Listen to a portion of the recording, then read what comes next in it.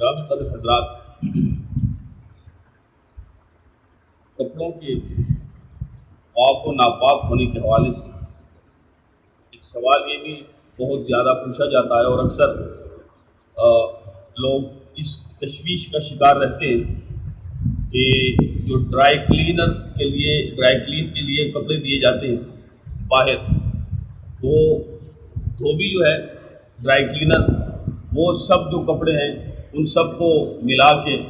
ایک ہی washing machine میں پھینک دیتا ہے، اور اسی طرح سے وہ کپڑے پھر جو ہے وہ چمکا کے اور چمکانے کے بعد استری کر کے دیے جاتے ہیں۔ تو اس صورت میں کیا وہ پاک ہوں گے کپڑے یا ناپاک ہوں گے؟ تو یہ بات ذہن نشین فرمائے کہ اگر صورتحال یہی ہے کہ اسی ایک ہی پانی میں پاک و ناپاک کپڑے، کیونکہ اکثر لوگ بے احتیاطی کرتے ہیں، اگر خدا نہ خواستہ چونکہ انسان ہے، عوارض ہے، اگر کسی کو احتلام ہوا تو وہ دھوئے بغیر جو ہے وہ کپڑے کئی مرتبہ گھروں میں بھی اور اسی طرح سے باہر بھی دے دیے جاتے ہیں۔ وہ باہر تو اتنی احتیاط نہیں کی جاتی یا پتہ نہیں ہوتا، بلکہ کپڑے اکٹھے ہوتے ہیں تو ان کپڑوں کو نمبرنگ کے لحاظ سے جیسا بھی ہوتا ہے ان کو واشنگ مشین میں ڈال دیا جاتا ہے، اور اسی طرح سے پاک و ناپاک سب کپڑے جو ہے وہ مکس ہو جاتے ہیں اور ان کو دھویا جاتا ہے۔ تو اس صورت میں اگر وہ اسی میل سے کپڑے نکال کے ان کو چمکا کے اور استری کر کے دے دیتے ہیں، تو اس صورت میں یاد رکھے کہ چونکہ پانی گندا پانی ناپاک پانی نہیں نکالا گیا، تو لہٰذا وہ سب کے سب کپڑے ناپاک ہوں گے، اس سے نماز درست نہیں ہوگی۔ ہاں، اگر ایسا ہے جیسے کہ اب آج کل چونکہ دور ایسا ہے کہ ایسی آٹومیٹک واشنگ مشین ہیں کہ ان میں کپڑے جو ہے پانی کا پہلا پانی نکل جاتا ہے، پھر دوسرا پانی ڈالا جاتا ہے، یا آٹومیٹک جو ہے وہ پانی کا ایسا سلسلہ ہوتا ہے کہ وہ پانی نکلتا ہے اور دوسرا پانی تو اسی میں، اس صورت میں کپڑے جو ہے وہ درست ہو جائیں گے، پاک ہو جائیں گے، جیسا کہ ہمارے گھروں میں ہوتا ہے کہ کپڑوں کو پہلے تو ان کپڑوں میں ڈال دیا جاتا ہے، اور اگر کسی کو پتہ نہ ہو تو اس کپڑوں میں ڈال دیا جاتا ہے۔ اسی طرح سے واشنگ مشین میں پہلا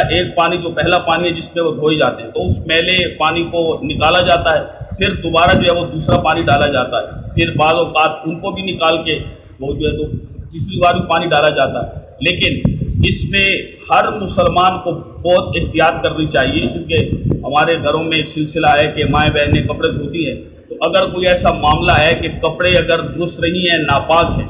انسان ہے، احتلام ہو گیا ہے، تو اس قسم کا سلسلہ ہے، تو اس کو فوراً وہ پاک کرے،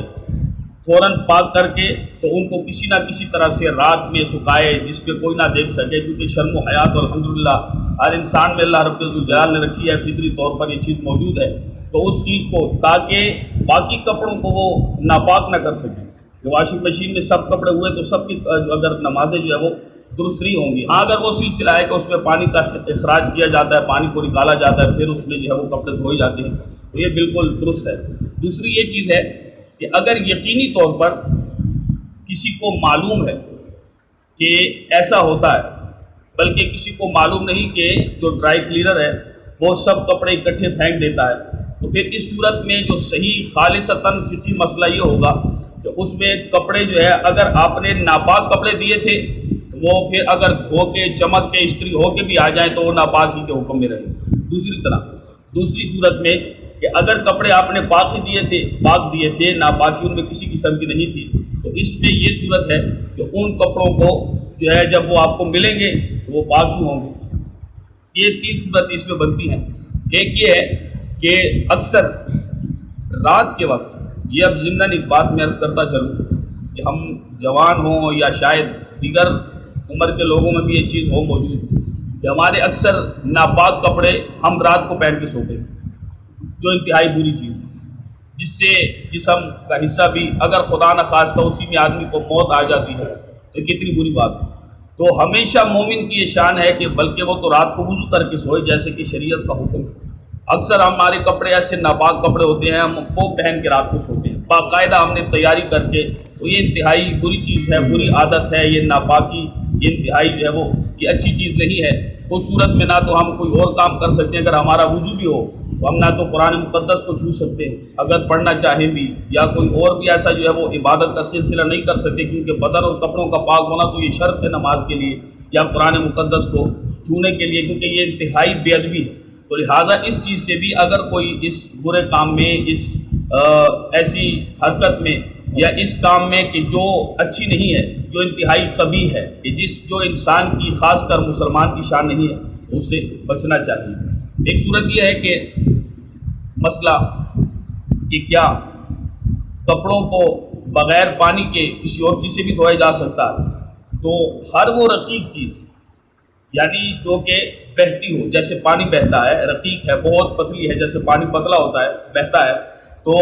اس سے کپڑے دھوئے جا سکتے ہیں، پاک کیے جا سکتے ہیں، بدن کو بھی۔ جیسے گلاب کا پانی ہے، سرکہ ہے، کیونکہ وہ بھی رقیق ہے، پتلے ہیں، بہنے کی، سیلان کی ان میں صلاحیت ہے، تو ان سے بھی کپڑوں کو اور بدن کو پاک کیا جا سکتا ہے۔ لہٰذا اس طرح سے نماز بھی درست ہوگی، کپڑے بھی پاک ہو جائیں گے۔ لیکن وہ گلاب کا پانی اور سرکہ اس صورت میں کہ اب پانی موجود نہیں ہے یا کوئی ایسی صورتحال بن چکی ہے، بعض اوقات ایسی صورت بن جاتی ہے، تو اس صورت میں اگر نہ پانی موجود ہے تو ان چیزوں سے استعمال، کپڑوں کو پاک کرنا یا بدن کو پاک کرنا، یہ بالکل درست نہیں ہے، کیونکہ یہ فضول خرچی ہے۔ اور فضول خرچی کے متعلق فرمایا کہ ان المبذرین کانوا اخوان الشیاطین، تو فضول خرچی کرنے والے شیطان کے بھائی ہیں۔ اب صرف اس چیز میں نہیں، چاہے جس اس پہ ہو، شادی بیاہ میں ہو، دیگر معاملات میں ہو، آدمی جو ہے وہ شادی بیاہ میں بہت ساری غیر شرعی اور حرام کام کیے جاتے ہیں، ناچ گانے، ڈھول باجے، حلال کام حرام، حلال پیسے کما کے حرام چیزوں پہ لٹائے جاتے ہیں، تو یہ تمام چیزیں اسراف میں آتی ہیں۔ اللہ رب ذوالجلال ہم سب کو ان سے بچنے کی توفیق نصیب فرمائے۔ اعوذ باللہ من